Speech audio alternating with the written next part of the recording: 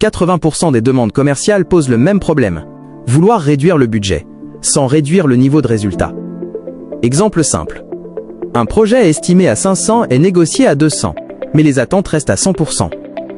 Or, dans la réalité, 50% du budget égale souvent 50% du temps. Moins de temps égale moins de recherche.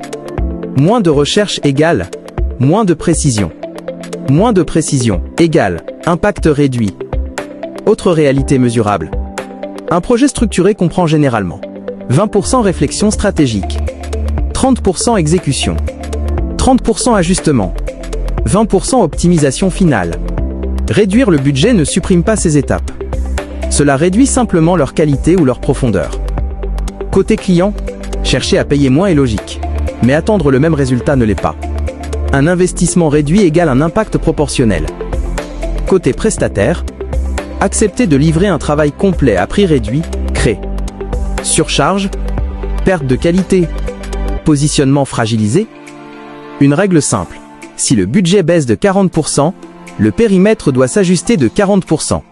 L'approche professionnelle, on n'aligne pas le résultat sur le prix, on aligne le projet sur le budget. Cela signifie moins de livrables, moins de complexité, moins d'itérations. Mais jamais une baisse volontaire du niveau d'exigence. La vraie intelligence financière, ce n'est pas payer moins, c'est comprendre ce que chaque niveau de budget permet réellement. La question n'est donc pas, peut-on faire moins cher?